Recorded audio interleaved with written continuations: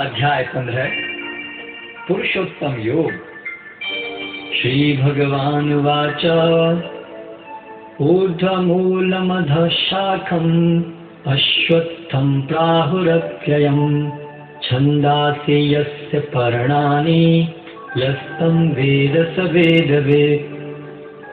भगवान ने कहा जाता है कि एक शाश्वत अश्वत्थ वृक्ष है जिसकी जड़ें तो ऊपर की ओर हैं और शाखाएं नीचे की ओर तथा पत्तियां वैदिक स्तोत्र हैं। जो इस वृक्ष को जानता है वह वेदों का ज्ञाता है। अधश्चोर्ध्वं प्रसृतास्तस्य शाखा गुणा प्रवृद्धा विषया प्रवाला अधश्च मूलान्यनुसन्ततानि कर्मानुबन्धीनि मनुष्यलोके। इस वृक्ष की शाखाएं ऊपर तथा नीचे फैली हुई हैं और प्रकृति के 3 गुणों द्वारा पोषित हैं। इसकी टहनियां इंद्रिय विषय हैं। इस वृक्ष की जड़ें नीचे की ओर भी जाती हैं जो मानव समाज के सकाम कर्मों से बंधी हुई हैं। न रूपमस्य तथोपलभ्यते नान्तो न चादिर्न च सम्प्रतिष्ठा अश्वत्थमेनं सुविरूढमूलम् असङ्गशस्त्रेण दृढेन चित्वा ततः पदं तत्परिमार्गितव्यम् यस्मिन् गता नानिवर्तन्ति भूय तमेव चाद्यं पुरुषं प्रपद्ये यतः प्रवृत्तिर्प्रसृता पुराणी। इस वृक्ष के वास्तविक स्वरूप का अनुभव इस जगत में नहीं किया जा सकता। कोई भी नहीं समझ सकता कि इसका आदि कहाँ है, अंत कहाँ है या इसका आधार कहाँ है। लेकिन मनुष्य को चाहिए कि इस दृढ़ मूल वाले वृक्ष को विरक्ति के शस्त्र से काट गिराए। तत्पश्चात उसे ऐसे स्थान की खोज करनी चाहिए जहां जाकर लौटना न पड़े और जहां उस भगवान की शरण ग्रहण कर ली जाए जिससे अनादिकाल से प्रत्येक वस्तु का सूत्रपात तथा विस्तार होता आया है। निर्माण मोहाजित संग दोषा अध्यात्म नित्या विनिवृत्त कामा द्वन्द्वैर्विमुक्ता सुख दुःख संज्ञे गच्छन्ति मूढ़ा पदमव्ययम् तत्। जो झूठी प्रतिष्ठा मोह तथा कुसंगति से मुक्त है, जो शाश्वत तत्व को समझते हैं, जिन्होंने भौतिक काम को नष्ट कर दिया है, जो सुख तथा दुख के द्वंद्व से मुक्त हैं और जो मोह रहित होकर परम पुरुष के शरणागत होना जानते हैं, वे उस शाश्वत राज्य को प्राप्त होते हैं। न तद्भास्यते सूर्यो न शशांको न पावकः यद्गत्वा न निवर्तन्ते तद्धाम परमं मम। वह मेरा परम धाम न तो सूर्य या चंद्र के द्वारा प्रकाशित होता है और न अग्नि या बिजली से। जो लोग वहां पहुंच जाते हैं वे इस भौतिक जगत में फिर से लौट कर नहीं आते। ममैवांशो जीवलोके जीवभूतः सनातनः मनः षष्ठानि इन्द्रियाणि प्रकृतिस्थानि कर्षति। इस बद्ध जगत में सारे जीव मेरे शाश्वत अंश हैं। बद्ध जीवन के कारण वे 6 इंद्रियों से घोर संघर्ष कर रहे हैं जिनमें मन भी सम्मिलित है।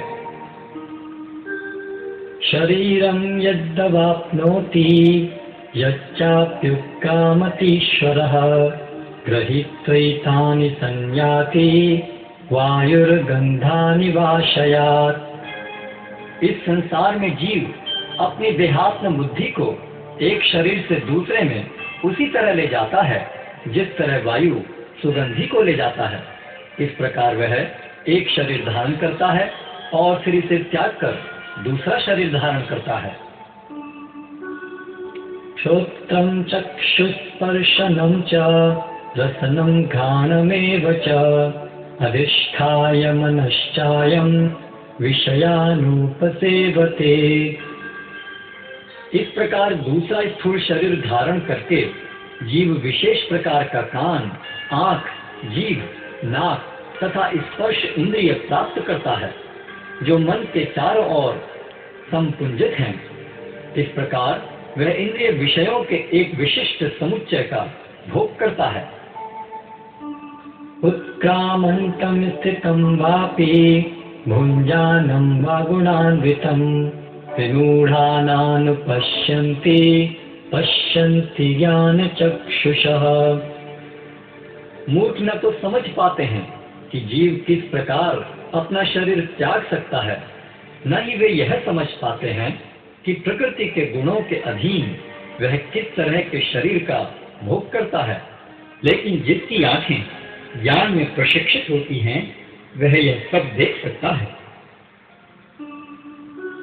यतन्तो योगिनश्चैनं पश्यन्त्यात्मन्यवस्थितं यतन्तोऽप्यकृतात्मानो नैनं पश्यन्ति चेतसः। आत्म साक्षात्कार को प्राप्त प्रयत्नशील योगी जन यह सब स्पष्ट रूप से देख सकते हैं, लेकिन जिनके मन विकसित नहीं हैं और जो आत्म साक्षात्कार को प्राप्त नहीं हैं, वे प्रयत्न करके भी यह नहीं देख पाते कि क्या हो रहा है। यदादित्यगतं तेजो जगद्भासयतेऽखिलं यच्चन्द्रमसि यच्चाग्नौ तत्तेजो विद्धि मामकम्। सूर्य का तेज जो सारे विश्व के अंधकार को दूर करता है, मुझसे ही निकलता है। चंद्रमा तथा अग्नि के तेज भी मुझसे उत्पन्न हैं। गामाविश्य च भूतानि धारयामि अमोजसा पुष्णामि चौषधि सर्वा सोमो भूत्वा रसात्मकः। मैं प्रत्येक लोक में प्रवेश करता हूँ और मेरी शक्ति से सारे लोग अपनी कक्षा में स्थित रहते हैं। मैं चंद्रमा बनकर समस्त वनस्पतियों को जीवन रस प्रदान करता हूँ। अहं वैश्वानरो भूत्वा प्राणिनां देहमाश्रितः प्राणापानसमायुक्तः पचाम्यन्नं चतुर्विधम्। मैं समस्त जीवों के शरीरों में पाचन अग्नि वैश्वानर हूँ और मैं श्वास प्रश्वास प्राणवायु में रहकर 4 प्रकार के अन्नों को पचाता हूँ। सर्वस्य चाहं हृदि सन्निविष्टो मत्ता स्मृतिर्ज्ञानपोहनं च वेदैश्च सर्वैरहमेव वेद्यो वेदांतकृतवेद विदेव चाहम्। मैं प्रत्येक जीव के हृदय में आसीन हूँ और मुझसे ही स्मृति, ज्ञान तथा विस्मृति होती है। मैं ही वेदों के द्वारा जानने योग्य हूँ। निस्संदेह मैं वेदांत का संकलन करता तथा समस्त वेदों का जानने वाला हूँ।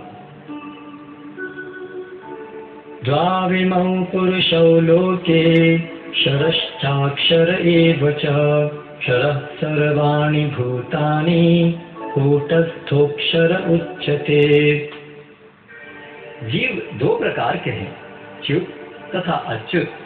भौतिक जगत में प्रत्येक जीव च्युत होता है और आध्यात्मिक जगत में प्रत्येक जीव अच्युत कहलाता है। उत्तमः पुरुषस्तन्यः परमात्मेत उदाहृतः यो लोकत्रयम् आविश्य बिभर्त्य अव्यय ईश्वरः।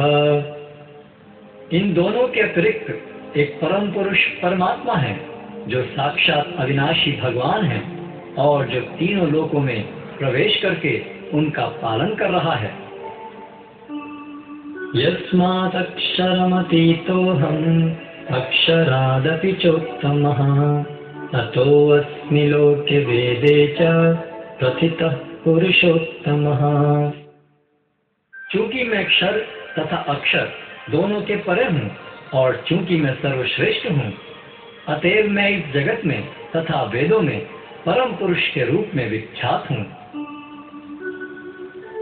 यो मामेव सम्मूढ़ो जानाति पुरुषोत्तमं स सर्वविद् भजति मां सर्वभावेन भारत।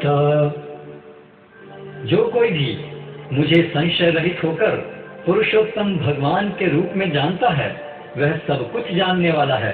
अतएव हे भरत पुत्र, वह व्यक्ति मेरी पूर्ण भक्ति में रत होता है। इति गुह्यतमं शास्त्रम् इदम् उक्तं मया नघ, एतद् बुद्ध्वा बुद्धिमान् स्यात् कृतकृत्यश्च भारत। हे अनघ, यह वैदिक शास्त्रों का सर्वाधिक गुप्त अंश है, जिसे मैंने अब प्रकट किया है। जो कोई इसे समझता है, वह बुद्धिमान हो जाएगा और उसके प्रयास पूर्ण होंगे।